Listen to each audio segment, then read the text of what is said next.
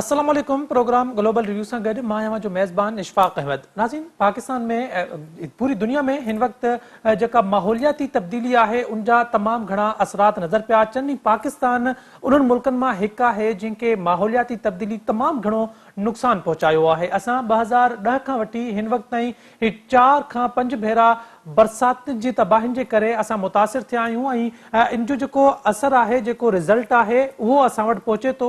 असल इन जा जेके माहौलियाती तब्दीली जा जेके कारण आहिनि उहे असांजा न आहिनि, कंहिं ॿियनि मुल्कनि जा आहिनि, पर उन्हनि जा असरात पूरी दुनिया में पहुचनि पिया। हिकु पासे जिते पाकिस्तान में बरसात ऐं ॿोॾि जूं तबाहकारियूं हुयूं, ॿिए पासे अफ्रीका जहिड़े जेको खंड आहे उन में मुकम्मल जेको हो बरसात वग़ैरह कुझु बि न हुई ऐं माण्हू जेके आहिनि उते बुख ते ऐं उञ ते मरी रहिया हुया। इहे माहौलियाती तब्दीली जा ॿ अलॻि अलॻि रुख आहिनि। छा ईंदड़ ॾींहनि में दुनिया इन माहौलियाती तब्दीली खे संजीदगी सां वठंदी? छा माहौलियाती तब्दीली जा जेके असर आहिनि इन्हनि खे घटि करण में दुनिया पंहिंजो को किरदारु अदा कंदी या न कंदी? प्रोग्राम में पाण इन्ही मौज़ू ते ॻाल्हाईंदासीं। डॉक्टर शम्स साहब असां सां गॾु मौजूद आहिनि, पाण इन्वायरमेंटलिस्ट आहिनि। डॉक्टर साहब, बहुत शुक्रिया प्रोग्राम में वक्त देने के लिए। सर फरमाइएगा, पाकिस्तान 2010 से 2022 तक मुख्तलिफ सालों में माहौलियाती तब्दीली के असरात को फेस करता हुआ आ रहा है। क्या समझते हैं कि ये दुनिया COP27 इजलास, G20 इजलास में मिल बैठती हैं, बातें करती है दुनिया, लेकिन नतीजे हमें जो है वो नजर नहीं आते? नतायज हमें कब मिलेंगे? हमें कब माहौलियाती तब्दीली के जो नुकसानात है उससे छुटकारा हासिल होगा? देखिए, माहौलियाती तब्दीली तो मुसलसल आ रही है। वजह यह है कि ग्रीन हाउस गैसेस की वजह से कार्बन डाइऑक्साइड और मीथेन की, खासकर फोसिल फ्यूल जो बर्निंग होती है उसकी वजह से ये गैसेस बनती हैं और ये हमें नजर नहीं आता कि अगले चंद सालों में ये कम होगी।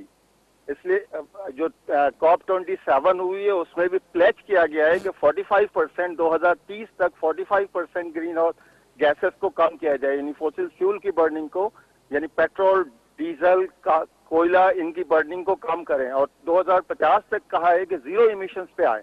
जीरो इमिशंस के माने कि टोटली आप शिफ्ट हो जाएं फोसिल फ्यूल की जगह के ऊपर, बजाय दूसरे रिसोर्सेस को, यानी विंड एनर्जी को, सोलर एनर्जी को इस्तेमाल करें।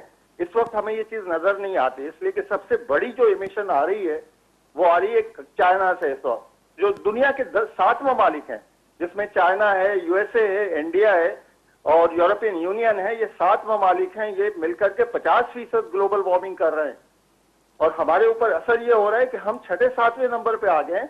सबसे ज्यादा अफेक्टीज में अगर लिस्ट बनाए टॉप 10 में, तो हम टॉप 10 में आते हैं, जबकि हमारी जो इमिशन है वो तो कहीं 1% से भी बिलो है। यानी हमारे यहाँ इमिशन इतनी नहीं होती, हम फोसिल फ्यूल इतना बर्न नहीं करते। लेकिन इस वक्त सूरत हाल ये कि टॉप के 5-6-7 मुल्कों को मिलाने, तो वो मिलाकर के तकरीबन 50% ग्लोबल वार्मिंग उनकी वजह से हो रही है। और अगर 20 मुल्कों को मिलाने जिसमें पाकिस्तान शामिल नहीं है, वो 75% गैसेज वहां से निकल रही हैं, ग्रीन हाउस गैसेज। तो एक चीज हमें नजर आती है कि वो लोग इमिट कर रहे हैं, गैसेज इमिट कर रहे हैं, जिसकी वजह से टेम्परेचर दुनिया का बढ़ रहा है। और इसकी वजह से क्या हो रही है सूरत हाल, जो डेजर्ट डॉक्टर साहब, अगर चाइना का अगर इसमें बहुत बड़ा किरदार है, तो पाकिस्तान दुनिया के पास जाके क्यों मिन्नतें तरले करते हैं कि जी इनको कंट्रोल किया जाए? पाकिस्तान का दोस्त मुल्क है चाइना, उनके साथ डायरेक्ट बात क्यों नहीं की जाती कि जी हमें इससे नुकसान हो रहा है और हम बहुत अफेक्टीज में से हैं, हमारी मदद की जाए? हाँ, इनको हमें ये जो ममालिक हैं जो एमिशन कर रहे हैं, इनको मदद करनी चाहिए हमारी। बिल्कुल सही बात है, क्योंकि हम तो इतना कंट्रीब्यूटर नहीं है इन ग्रीन हाउस गैसेस के एमिशन में या ग्लोबल वार्मिंग के एमिशन में। हम टॉप 20 की भी लिस्ट निकालें तो उसमें भी हम कहीं पर नहीं आते, 20वें नंबर पे भी नहीं आते। लेकिन हम जो है अफेक्टीज में 6-7वें नंबर पे आ जाते हैं। यूं देख लेंगे 2010 का सैलाब आया या अभी सैलाब आया, जिसमें 3.5 करोड़ लोग, इसकी वजह से 3.5 करोड़ लोग और तकरीबन 10 अरब रुपए का नुकसान हुआ है, 10 अरब डॉलर का। इनकी अपनी एस्टिमेट है, यानी ये मुल्क ममालिक जो कैलकुलेट कर रहे हैं, यूनाइटेड नेशन जो कैलकुलेट कर रहा है, उसमें 10 बिलियन डॉलर का पाकिस्तान को इसका नुकसान हुआ है। और इन मुल्कों को, इन तमाम मुल्कों को जो एमिशन कर रहे हैं, जिसमें चाइना है, जिसमें यूएसए है, इंडिया भी है, इनके यूरोपियन यूनियन है, इनको मदद करनी चाहिए ताकि ये हम लोग कुछ जो सफर कर रहे हैं उसका कुछ तो अजाला हो। और ये हमें नजर नहीं आता। अभी COP27 के अंदर जो कॉन्फ्रेंस हुई है उसमें प्लेज तो किया है कि 1.5 डिग्री से ज्यादा टेम्परेचर बढ़ना नहीं चाहिए और उसके लिए इन्होंने कहा है कि कट करें 45% बाई 2030 ग्लोबल ग्रीन हाउस गैस के इमिशन में, और 2050 तक जीरो इमिशन पे आए, जब ये पॉसिबल है। और आपको डॉक्टर साहब आप समझते हैं कि 2030 तक जो आप बता रहे हैं ये टारगेट अचीव हो जाएगा और 2050 तक हम 0% पे आ सकते हैं? दुनिया जिस रफ्तार से इंडस्ट्रियलाइजेशन की तरफ बढ़ रही है और हम जो है रोबोटिक लाइफ की तरफ बढ़ रहे हैं, तो ये मुमकिन है कि हो सकता है इस तरह? देखिए, ये ड्रास्टिक अगर कट करेंगे तो पॉसिबल है, जो सूरत हाल अभी है उसमें तो पॉसिबल नहीं है। देखिए, कोयोटा प्रोटोकॉल भी हुआ था इस हवाले से, और वो कोयोटा प्रोटोकॉल में इन्होंने कट करने का कहा था कि कट करेंगे, 2012 में वो खत्म हो गया। फिर पेरिस एग्रीमेंट हुआ, और ये सारी चीजें पेरिस एग्रीमेंट के तहत हो रही हैं कि इसको कट करें, ये हो नहीं पा रहा है। ये कोई मेजर तब्दीली अगर करते हैं तो पॉसिबल है, अदरवाइज पॉसिबल नहीं है। डॉक्टर साहब आप समझते हैं कि दुनिया अब उस नुक्ते की तरफ बढ़ रही है कि ये चीजें कंट्रोल नहीं होंगी और दुनिया जो है अपने इख्तिताम की तरफ अगर बढ़ेगी तो उसकी मेन कॉजेज में एक कॉज जो है वो माहौलियाती तब्दीली होगी? बिल्कुल बिल्कुल। इसलिए इसकी वजह क्या है, जिन मुल्कों में सैलाब आ रहे हैं, जैसे हम अफेक्टेड हैं, हिमालय पहाड़ है, यहाँ से जितने भी दरिया निकलते हैं वो स्पीड से नीचे की तरफ आ रहे हैं, जिसकी वजह से फ्लड आता है बहुत। हिंदुस्तान है, पाकिस्तान है, इवन बांग्लादेश है, जो बहुत ज्यादा अफेक्ट होते हैं इसकी वजह से कि फ्लड आता है। अच्छा, दूसरी तरफ ये है कि ड्राइनेस बढ़ रही है। जैसे हमारा रेगिस्तानी बहुत सारा इलाका है, पाकिस्तान का तो आधा से ज्यादा इलाका टोटल रेगिस्तान में, वो ड्राइनेस बढ़ जाती है तो वहां पर प्रोडक्टिविटी में बहुत फर्क पड़ता है। ये आवाज आ रही है, इसका क्या करें? डॉक्टर साहब फरमाइएगा कि आप ये फरमाइएगा कि जिस टाइम हमारे यहाँ बरसातें हो रही थी, सैलाब की सूरत हाल थी, उसी वक्त अफ्रीका जो है वो खुश्क साली का शिकार था। तो ये क्या साइंस है, आप क्योंकि एक्सपर्ट हैं चीजों के, तो ये किस तरह वर्क करता है ये सारा काम? ये देखिए, इसके अंदर ये है कि देखिए, जहां पर ड्राइनेस है ना, बारिश नहीं हो रही, जहां पर ड्राई है वो मजीद ड्राई हो जाएगा, यानी जो पानी जमीन में है, सतह के ऊपर है, वो इवेपोरेट होकर चला जाएगा।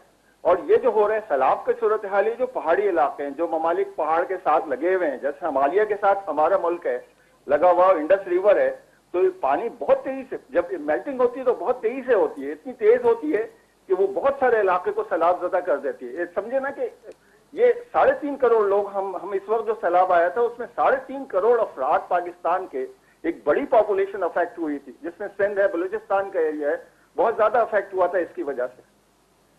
अच्छा डॉक्टर साहब, हम बेहतरी की तरफ कैसे बढ़ सकते हैं? जिस तरह आप कह रहे हैं कि ग्रीन हाउसेस जो गैसेस हैं उन्हें हमें कम करना होगा, इसके अलावा क्या क्या ऐसे पॉइंट्स हो सकते हैं कि हम पूरी दुनिया मिलकर उस पर काम करें तो ये जो धरती है हमारी, ये रहने के काबिल रह सकेगी?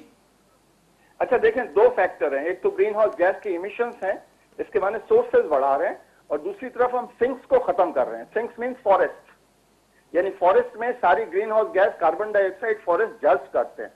तो हम बहुत ज्यादा तादाद में, क्योंकि हम इंडस्ट्रियलाइजेशन की तरफ जा रहे हैं, अर्बनाइजेशन की तरफ जा रहे हैं, तो बड़े बड़े जंगलों को हम खत्म करते जा रहे हैं। बड़े बड़े जंगलों से हम फर्नीचर निकालते जा रहे हैं, लकड़ियां निकालते जा रहे हैं। तो 1-2 डायरेक्शन में हमें काम करना पड़ेगा कि मैसिव स्केल में फॉरेस्टेशन होनी चाहिए, डिफॉरेस्टेशन पे बिल्कुल स्ट्रेट अवे पाबंदी लगनी चाहिए, एक चीज हो सकती है।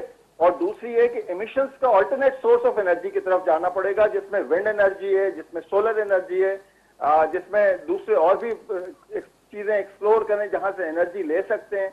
तो इस डायरेक्शन में अगर जाते हैं तो रिप्लेसमेंट, हमें तो एनर्जी चाहिए ना, थर्ड वर्ल्ड कंट्रीज हैं, फिर भी हम ग्रो कर रहे हैं, इंडस्ट्रियलाइजेशन हो रही है, तो हमें एनर्जी तो चाहिए। एनर्जी के सोर्सेस को हम फोसिल फ्यूल के बजाय, यानी कोयले के बजाय, डीजल के बजाय, पेट्रोल के बजाय हम दूसरी तरफ जाएं जहां पर के ग्रीन हाउस गैस की इमिशन नहीं होती हो, तो पॉसिबल है।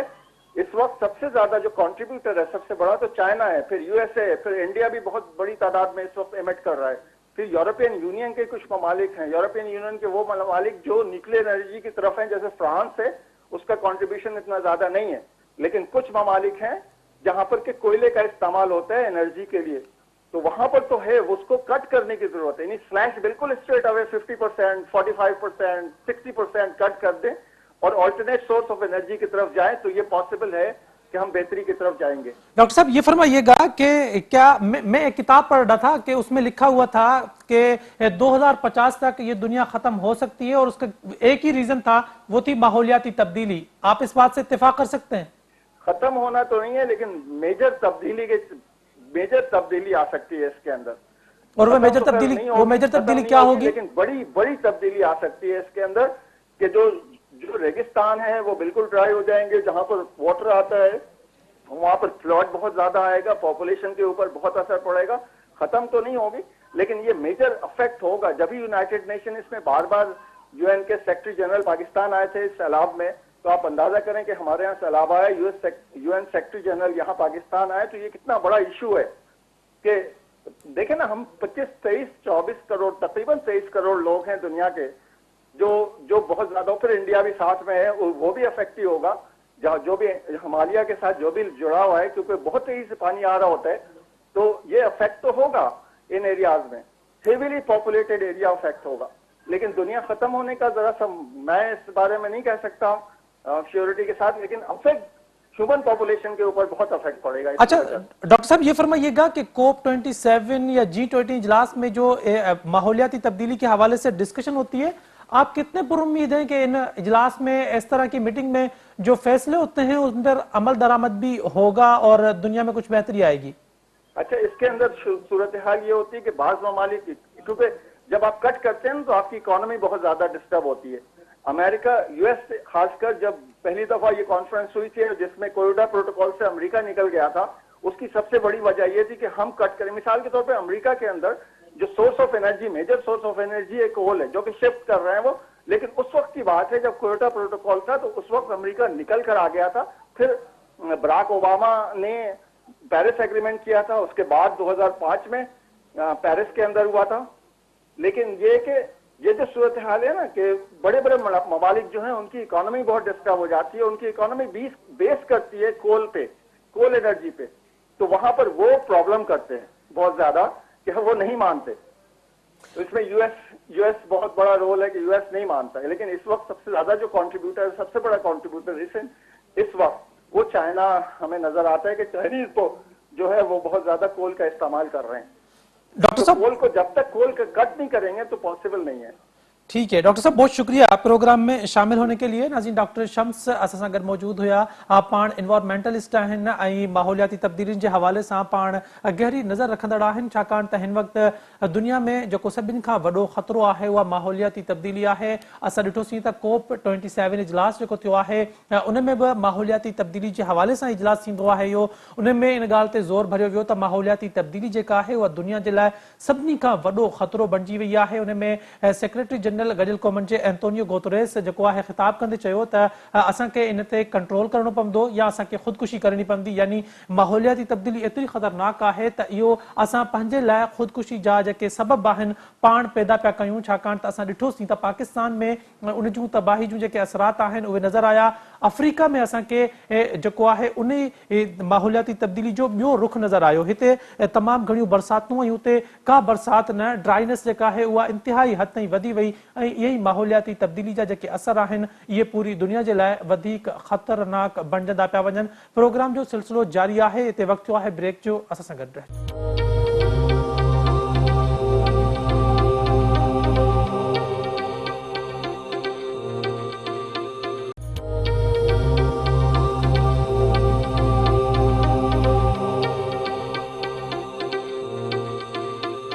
प्रोग्राम में एक दफ़ो ॿीहर भलीकार पाण प्रोग्राम में अॼु ॻाल्हायूं पिया माहौलियाती तब्दीलियुनि जे हवाले सां ऐं उन सां गॾोगॾु कोप 27 जो इजलास थियो आहे जंहिंमें माहौलियाती तब्दीलियुनि जे जेको ख़तरो आहे उन हवाले सां डिस्कस कयो वियो आहे। उन सां गॾोगॾु G20 इजलास में बि माहौलियाती तब्दीलियुनि जे हवाले सां ॻाल्हि थी आहे, पर छा इन्हनि इजलासनि में थियल फ़ैसिलनि ते अमल दरामद बि थींदो? छा दुनिया खे इन एॾे वॾे ख़तरे मां निजात मिली सघंदी या रुॻो इहे ॻाल्हियुनि जी हद ताईं ई फ़ैसिला रहंदा, इन्हनि ते को अमल दरामद न थींदो? छाकाणि त पाकिस्तान उन्हनि मुल्कनि मां हिकु आहे जेके टॉप 10 अफेक्टीज़ आहिनि माहौलियाती तब्दीली जे हवाले सां। पाकिस्तान 2022 में तक़रीबन 3 करोड़ माण्हू जेके आहिनि मुतासिर थिया आहिनि ऐं 10 खां 15 जेके अरब डॉलर जो जेको आहे उहो नुक़सान बि ॿुधायो पियो वञे त एॾी वॾी तबाही जेका अचे पई उहा पाकिस्तान में ॿोॾि ऐं बरसात जी सूरत में जेका असांखे ॾिसण खां मिली रही आहे। ॿिए पासे वरी अफ्रीका में जेकॾहिं ॾिठो वञे त उते ड्राइनेस जेका आहे उहा असांखे वधीक नज़र आई ऐं माहौलियाती तब्दीली जो हिकु ॿियो रुख इहो बि आहे त जिथे हिकु हंधि बरसातूं ऐं ॿोॾि वारी सूरत हाल तमामु घणी आहे त ॿिए पासे बिल्कुलु जेका आहे उहा ड्राइनेस हद खां वधी वई ऐं उते जेको आहे पाणी जी जेका खोट आहे उहा बि पैदा थी वई ऐं टेम्परेचर जेको आहे उहो इंक्रीज़ पियो थिए ऐं सियारे में जेका सी आहे उन जी जेका लिमिट आहे उहा बि वधे पई ऐं इहो बि ॿुधायो पियो वञे त सियारे में जेके बरसातूं या बर्फ़बारी पवंदी आहे माहौलियाती तब्दीली जे करे उहे बि वधी सघनि थियूं। इन सूरत हाल ते पाण ॻाल्हाईंदासीं। नासिर पांवर साहब असां गॾु मौजूदु आहिनि। पाण जेके आहिनि माहौलियाती तब्दीलियुनि जे हवाले सां गहरी नज़र रखंदड़ आहिनि ऐं इन हवाले सां लिखंदा बि रहंदा आहिनि। नासिर साहब वॾी महिरबानी प्रोग्राम में वक़्तु ॾियण जे लाइ। सभ खां पहिरियों इहो ॿुधाइजो त COP27 इजलास थियो आहे, G20 इजलास बि थियो आहे, उन में बि माहौलियाती तब्दीली जे हवाले सां डिस्कशन थी आहे। अव्हांखे छा थो लॻे त इहे रुगो ॻाल्हियूं थींदियूं आहिनि या इन्हनि ते अव्हांखे लॻे थो त अमल दरामद थींदो माहौलियाती तब्दीली जे हवाले सां दुनिया जिथे वञी पहुती आहे हींअर? असां थोरो हुनखे महिरबानी तव्हांजी। जेकॾहिं असां हुनजे पस मंज़र में वञूं त तव्हांखे यादि हूंदो त पहिरीं जेका अर्थ समिट थी उहा 1992 में थी ब्राज़ील रियो डी जेनेरो में।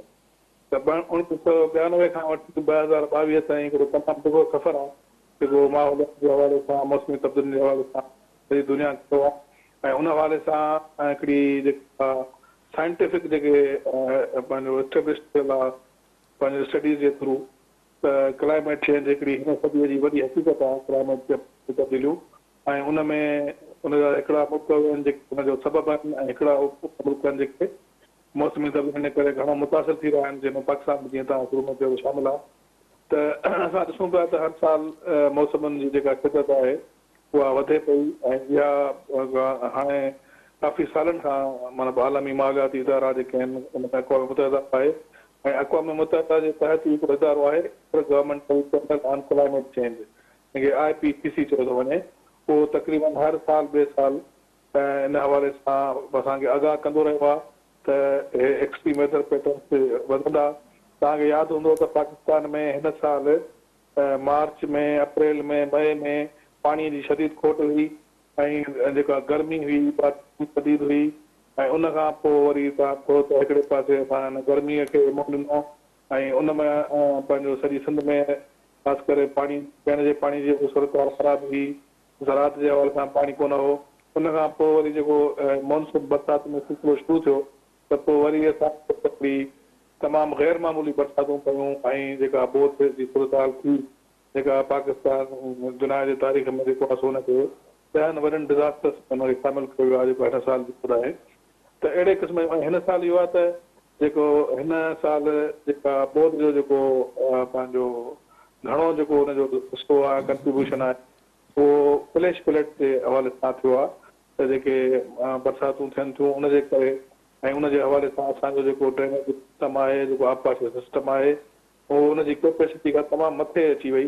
ऐं नतीजे में तव्हां ॾिठो त पूरी सिंध जेका अॻु में असांजे 2010 हुजे, 2011 हुजे, हालांकि 2010 जी बोर्ड में त दरिया जो बंदि टुटो ऐं हिन साल पंहिंजो दरिया जा बंदि त इंटेक्ट रहिया, पर जेको असांजो फ्लैश फ्लड असांखे जेको आहे सो थी पियो, चाहे उहो कंबर शदाद कोट हुजे, हुजे, उन इन जे करे मेहड़ थियो, ख़ैरपुर नाथन शाह थियो ऐं कंबर शदाद कोट हिन साल सॼी सिंध मुतासिर थी आहे, चाहे उत्तर हुजे, सेंटर विकोलो हुजे या लाहौर हुजे, त असां ॾिसूं था त वॾे पैमाने ते तबाही थी आहे। उन हवाले सां हीअ क्लाइमेट जेका चेंज कॉन्फ्रेंस आहे COP27 उहा तमामु घणी अहमियत आहे ऐं पाकिस्तान जी हिन में जेका शिरकत आहे वज़ीर आज़म पंहिंजो हुनखे लीड कयो ऐं असांजी जेका क्लाइमेट चेंज मिनिस्टर आहे उहा ऐं सॼी मिनिस्ट्री ऐं कुझु गैर सरकारी तंज़ीमूं ऐं इदारा बि रहिया त पाकिस्तान जी प्रेज़ेंस त उते रही ऐं पाकिस्तान पंहिंजो केस बि पेश कयो त जेको क्लाइमेट चेंज जो जेको सबबु आहिनि जेके G20 कंट्रीज़ आहिनि उहो उनजो मेजर कंट्रीब्यूट उहे था कनि क्लाइमेट चेंज में, तंहिं करे असांखे जेको नुक़सानु थियो आहे, जेको लॉस थियो आहे, जेको डैमेज थियो आहे उनखे असांखे जेको आहे कंपनसेट कयो वञे ऐं उनजे लाइ जेके डिस्कशन थियनि था या क्लाइमेट चेंज जेके आलमी जेके एग्रीमेंट्स आहिनि उन कुदरती खे शामिलु कयो वञे, छाकाणि त हिन वक़्त ताईं जेके तरक़ी याफ़्ता मुल्क आहिनि उहे लॉस ऐं डैमेज जे हवाले सां जीअं तव्हां चओ त उहो ॻाल्हियूं त कनि था पर अमली तौर ते को हुनजो मुज़ाहिरो कोन था कनि। ऐं जेके ख़ासि करे फासिल फ्यूल्स आहिनि जंहिंजे करे क्लाइमेट चेंज थिए पियो, उन हवाले सां जेको दुनिया खे कमु करिणो आहे त जेके टे मेजर फासिल फ्यूल आहिनि जंहिंमें तेल आहे, जोत ऐं कोयलो आहे, उनखे बि पंहिंजो तब्दील करणो पवंदो। उनजी जेका इस्तेमालु आहे उनखे उनजो इस्तेमालु घटाइणो पवंदो त जीअं कंट्रीब्यूशन जेको आहे ग्रीन हाउस गैस जो अख़राज जेको आहे उहो घटि में घटि थी सघे। नासिर साहब, ग्रीन हाउस गैसेस जी अवां ॻाल्हि पिया कयो त इन में कुझु हिसो ठीकु ठाक जेको कंट्रीब्यूशन आहे उहा चाइना जी बि आहे, त पाकिस्तान ॿियनि मुल्कनि खे त उन हवाले सां मिनतू पियो करे त असांजी मदद कई वञे, चाइना खे छो न पियो चयो वञे त ग्रीन हाउस गैसेस जो जेको इमिशन आहे उनखे घटायो वञे त जीअं पाकिस्तान जेको आहे उन ते असरात घटि पवनि? बिल्कुलु इन में जेके बि G20 कंट्रीज़ आहिनि, छाकाणि त उन्हनि जो हिकिड़ो ब्लॉक आहे ऐं उन्हनि जो ई घणो जेको कंट्रीब्यूशन आहे, चाहे यूरोप हुजे, चाइना आहे या ख़ुदि इंडिया आहे, त इन्हनि सभिनी जो जेको आहे ग्रीन हाउस गैस जो पंहिंजो अख़राज जेको आहे उहो घटि आहे। ऐं उन्हनि अञा ताईं बि पंहिंजो जेको इकोनॉमिक डेवलपमेंट जो मॉडल आहे उनजो घणी जेका पंहिंजो फासिल फ्यूल जी डिपेंडेंस घणी आहे उते, तंहिं करे उनखे जेको असां कमिटमेंट्स आहिनि जेके एग्रीमेंट्स आहिनि थियूं उन्हनि खे ऑनर करणो पवंदो ऐं रिस्पेक्ट उनखे ॾियणी पवंदी, चाहे चीन हुजे या अमेरिका हुजे या यूरोपियन कंट्री हुजनि, सभिनी खे जेको आहे सो जेका आलमी कमिटमेंट्स आहिनि उनखे ऑनर करणो पवंदो। अच्छा नासिर साहब, इहो ॿुधाइजो त अव्हांखे लॻे थो त जेके इहे जीअं COP27 इजलास आहे या G20 इजलास आहे, इन में माहौलियाती तब्दीली जे हवाले सां कंट्रोल करण जी ॻाल्हि कई पई वञे। ज़ाहिर आहे ग्रीन हाउस गैसेस जेको इमिशन आहे इन ते जेसीं कंट्रोल न थींदो तेसि ताईं इहो माहौलियाती तब्दीली इहा वधंदी रहंदी। ऐं जंहिं पासे दुनिया हिन वक़्तु रफ़्तार सां जंहिं पासे वधे पई इंडस्ट्रियलाइज़ेशन ऐं माना असां जेको आहे जिद्दत तरफ़ वञूं पिया, त उन में अव्हांखे लॻे थो त ग्रीन हाउस गैसेस जो जेको इमिशन आहे इहो मुमकिन आहे घटि करणु? हिन वक़्तु सॼी दुनिया जेको आहे नेचर बेस्ड सॉल्यूशन जे तरफ़ वञे थी, त असां कीअं जेको आहे फितरत बहाल कयूं, उनखे मेंटेन कयूं, छाकाणि त जेके फितरत ऐं फितरी वसीला आहिनि इहो रुॻो मौजूदा नस्ल खे इस्तेमालु करण न आहिनि, ऐं मौजूदा नस्ल वटि इहे फितरी वसीला अमानत आहिनि ऐं मौजूदा नस्ल खे इहे वसीला ईंदड़ नस्ल लाइ बि मुंतकिल करणा बहितर कंडीशन में। पर असां ॾिसूं था त असांजा दरिया हुजनि, असांजो ढंढूं हुजनि, असांजा समुंड हुजनि, इहे सभु गदिलाइण जे वक़्तु थी विया। तव्हांखे असां पंहिंजे मुल्क में ॾिसूं या ॿिनि मुल्क में ॾिसूं था त जेका बि असांजी वाटर पोल्यूशन हुजे, एयर पोल्यूशन हुजे, नॉइज़ पोल्यूशन हुजे, तव्हां चओ त सनती गदिलाइण, उनजे करे असांजो तमामु घणो जेको फितरत ऐं फितरी वसीला जेके आहिनि त उहे ख़तमु थी रहिया आहिनि, तेज़ी सां नापेद थिया आहिनि ऐं पूरो जेको इको सिस्टम आहे, इकोलॉजी आहे, उहा डिस्टर्ब थी रही आहे। ऐं उनजे करे ई जेको वायुमंडल या तब्दीली थिए पई, छाकाणि त असां नेचर सां फितरत सां करे रहिया आहियूं। त असांखे नेचर बेस्ड सॉल्यूशन तरफ़ वञिणो पवंदो ऐं दुनिया खां सिखणो पवंदो त कीअं असां पंहिंजी ग्रीन एरियाज़ खे वधायूं, पंहिंजी फॉरेस्ट कवरेज वधायूं, छाकाणि त ॿेला जेके आहिनि से हिकिड़ा धरती जा अचनि था ऐं ॿेला तव्हां ॾिसो त असांजो ग्रीन स्पेस ग्रीन घटिजे पियो, त उन हवाले सां बि असांखे कमु करणो पवंदो। अच्छा नासिर साहब, इहो ॿुधाइजो त ज़ाहिर आहे असां जीअं थर्ड वर्ल्ड कंट्रीज़ में आहियूं ऐं मुख़्तलिफ़ मुल्कनि खां असां इमदाद पिया घुरूं, त असां जेकॾहिं पंहिंजे तौर ते पंहिंजो पाण खे प्रोटेक्ट करणु चाहियूं माहौलियाती तब्दीली जे हवाले सां, त पहिरीं ॻाल्हि त असां ग्रीन हाउस गैसेस जो इमिशन असां वटि एतिरो न आहे, 1% या मैक्सिमम 1.5% हूंदो, त जेकॾहिं ग्रीन हाउस गैसेस जो इमिशन असां वटि न आहे त असां कहिड़ा अहिड़ा क़दम खणूं जो असांजो मुल्क माहौलियाती तब्दीली जे जेके ख़तरनाक असरात आहिनि उन्हनि खां बची सघंदो? क्लाइमेट चेंज जे हवाले सां दुनिया खे में विरायो वियो आहे। तरक़ी याफ़्ता मुल्कनि खे चयो वियो आहे मिटिगेशन ते कमु कंदो। मिटिगेशन जो मतिलबु आहे त ग्रीन हाउस गैस जो अख़र बचाईंदो, ऐं असां अहिड़ा तरक़ी पज़ीर मुल्क आहिनि उन्हनि खे चयो वियो आहे एडेप्टेशन ते कमु करणो पवंदो। पर मां सम्झां थो त असांखे एडेप्टेशन ते कमु करणो पवंदो, माना असांखे पंहिंजो इकोनॉमिक मॉडल, पंहिंजो लाइफ स्टाइल तब्दील करणो पवंदो ऐं हुनखे बदिलजंदड़ मौसम सां हम आहंग करणो पवंदो। ठीकु आहे, हुन में असांजी जेका एग्रीकल्चर खां वठी जेको बि असांजा मुआशरा इकोनॉमिक जेके सेक्टर्स आहिनि उन्हनि सभिनी खे असांखे रिविज़िट कयो। ऐं छाकाणि त ज़राअत जेको आहे क्लाइमेट सेंसिटिव सेक्टर आहे। जेकॾहिं पाणी जी खोट थिए थी त बि ज़राअत थिए थी, जेकॾहिं पाणी वधीक अचे थो, बोर अचे थी, सभु थिए थी। त असां वटि अञा ताईं क्रॉप इंश्योरेंस जो कंसेप्ट कोन आयो आहे, त असांखे फसल इंश्योरेंस ते कमु करणो पवंदो। असां वटि जेको काफ़ी जेको समुंड में या पाकिस्तान में जेको लाइफ स्टॉक आहे सेक्टर रुपयो माल उहो बि ॿोॾि में मुतासिर थिए थो। असांखे लाइफ स्टॉक जे हवाले सां उनखे पंहिंजो इंश्योरेंस मुतारिफ़ करणु पवंदी। अञा ताईं असां वटि जेके सोशल सेफ्टी नेट आहे छाकाणि त जेको डिज़ास्टर अचे थो उन में सभ खां वधीक ग़रीब माण्हू मुतासिर थिए थो ऐं ग़रीब वटि इन क़िस्म जा जेके स्टॉक अचनि था उनखे एब्ज़ॉर्ब जी कैपेसिटी न आहे, उनखे मुलायत न आहे। तंहिं करे असांखे इहे सोशल सेफ्टी नेट्स मेयर पवंदा त जीअं ज़रात आहे ज़रात जा फसलुनि जी इंश्योरेंस थियणु खपे ऐं लाइफ स्टॉक जे हवाले सां इंश्योरेंस थियणु खपे। ऐं ॿियो जेको आहे जीअं मूं चयो त असां अॻो इहो न चऊं त असांजो एमिशन घटि आहे तंहिं करे असां क्लाइमेट चेंज में मां सम्झां थो त असांखे बि क्लाइमेट चेंज जे हवाले सां मिटिगेशन थो करणो पवंदो छाकाणि त असांजी डिपेंडेंस तव्हां ॾिसो त फासिल फ्यूल खे असां इस्तेमालु कयूं था। असां बि तेल खे इस्तेमालु था, असां बि गैस खे कयूं था ऐं कोयले खे बि असां इस्तेमालु एक्सपायर करे रहिया आहियूं त असां खणी थोरो पोइ ते कयूं पर असांजो बि थोरो घणो कंट्रीब्यूशन आहे। तंहिं करे हाणे असांखे जीअं असां वटि कार कल्चर आहे त असां वटि पब्लिक ट्रांसपोर्ट सिस्टम घटि थी वियो आहे या ख़तमु थिए पियो। हाणे हुनखे वरी कुझु ट्रेवल जे वारा कमु थिए पियो पर असां वटि मज़बूत तौर ते ॾिसो पब्लिक ट्रांसपोर्ट सिस्टम ख़तमु थी चुको आहे ऐं हुनजे बदिरां माण्हुनि खे जेको आहे प्रोमोट कयो त असांखे कार कल्चर अचूं। नासिर साहब ग्रीन हाउस गैसेस जो जेको इमिशन आहे जंहिंमें असांजो कंट्रीब्यूशन एतिरो आहे जेतिरी असांखे सज़ा मिली आहे 2022 में। न मूं इहो चयो असांजो कंट्रीब्यूशन कोन्हे को त हुनजो मतिलबु इहो न आहे असां हिनखे मिटिगेशन ते कमु न कयूं छाकाणि त असांजी बि जेका इकनॉमिक डेवलपमेंट जो जेको मॉडल आहे उहो बि सस्टेनेबल न आहे, उहो बि अनसस्टेनेबल आहे। अच्छा नासिर साहब हाणे इन में थरकोल वारो जेको मनसूबो आहे त इहो बि माहौलियाती तब्दीली जा जेके असरात आहिनि उन्हनि में त ज़ाहिर आहे उन में पाकिस्तान जो बि किरदारु हूंदो त छा अहिड़ा मनसूबा पूरी दुनिया में जेके हलनि था कोल ते उहे बंदि करणा पवंदा?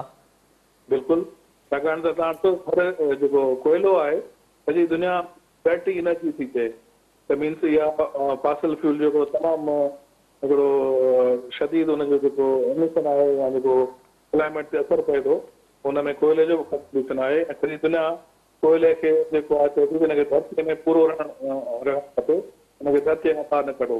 असां वटि त ओपन पिट माइनिंग थिए पई ऐं हुन में ज़ारा थर जी या पाकिस्तान जी जेका इकोनॉमी आहे हुन ते हुनजा ज़ारा इन्वायरमेंटल कॉन्सिक्वेंसिस थींदा।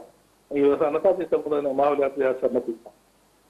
नासिर साहब वॾी महिरबानी प्रोग्राम में वक़्तु ॾियण जे लाइ। नाज़रीन नासिर पंवर साहब असां सां गॾु मौजूदु हुया। पाण माहौलियाती तब्दीली जे हवाले सां जेके बि डेवलपमेंट थींदियूं आहिनि उन ते गहरी नज़र रखंदड़ आहिनि। पूरी दुनिया जेका आहे उहा माहौलियाती तब्दीली जे करे मुतासिर पई थिए पर को बि संजीदगी सां उन ते को क़दम खणण जे लाइ तयारु न आहे। दुनिया खे संजीदगी सां इन ॻाल्हि ते सोचणो पवंदो त दुनिया खे सभिनी खां वॾो ख़तरो छा मां आहे। छा जेके मुख़्तलिफ़ एटॉमिक पावर जेके मुल्क आहिनि एटॉमिक ताक़त रखंदड़ जेके मुल्क आहिनि छा उन्हनि वटि पियल एटम बम जेको आहे उहो वधीक ख़तरनाक आहे या माहौलियाती तब्दीली जेका आहे उहा वधीक ख़तरनाक थी सघे थी हिन धरती जे लाइ? छाकाणि त 2010 खां वठी रुगो पाकिस्तान जा जेके स्टेटिस्टिक्स ॾिठा वञनि त उन में असांखे अरबें डॉलर जेके आहिनि उन्हनि जो नुक़सानु थियो आहे। हज़ारे जेकी क़ीमती जानियूं आहिनि उहे ज़ाया थियूं आहिनि। एग्रीकल्चर जेको आहे उहो तबाह थियो आहे। मईशतूं तबाह थियूं आहिनि, कारोबार तबाह थिया आहिनि। त पूरी दुनिया में जेके माहौलियाती तब्दीली जूं जेके तबाहकारियूं आहिनि हर गुज़रंदड़ साल खां पोइ इहे असांखे वधंदे नज़र पियूं अचनि।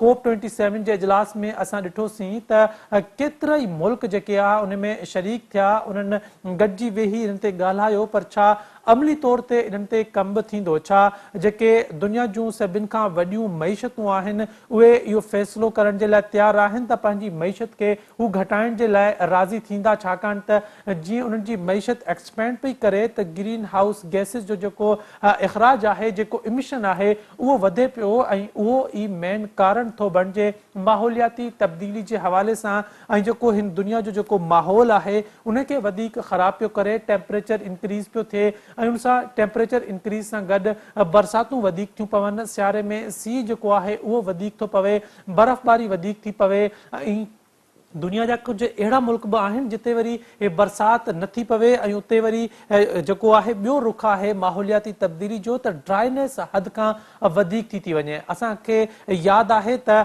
अप्रैल मई में पाकिस्तान में जेका आहे पाणी जी खोट जे लाइ पूरे मुल्क में एहतजाज कया पिया विया ऐं जून जुलाई खां वठी अक्टूबर ताईं असां वटि मुसलसल जेके आहे बरसात वारी सूरत हाल रही आहे ऐं एतिरो पाणी हुयो जो असां उनखे कंट्रोल न करे सघियासीं ऐं 3 करोड़ माण्हू जेके आहिनि उहे इन सां मुतासिर थिया। त दुनिया मुख़्तलिफ़ प्लेटफॉर्म ते गॾिजी वेही इन हवाले सां फ़ैसिला ज़रूर करे रही आहे, पर उन्हनि ते अमल दरामद कॾहिं थींदो, कीअं थींदो, केरु कराईंदो, केरु चाहींदो त उन जी मईशत जेका आहे कुझु उहा घटि थिए, उहा कमज़ोर थिए, छाकाणि त कुझु शयुनि ते असांखे कंट्रोल करणो पवंदो, तॾहिं ही दुनिया रहण जे क़ाबिल रहंदी। न त ही दुनिया जेका आहे उहा हर गुज़रंदड़ साल खां पोइ एतिरी माहौलियाती तब्दीलियुनि जे करे एतिरी त वर्स थींदी पई वञे जो हिते इंसान जी ज़िंदगी गुज़ारण जो जेको तरीक़ेकार आहे उहो तमामु घणो ॾुखियो थी वेंदो। अॼु जे प्रोग्राम में एतिरो ई। पंहिंजे मेज़बान इशफाक अहमद खे ॾींदा इजाज़त। अल्लाह हाफ़िज़।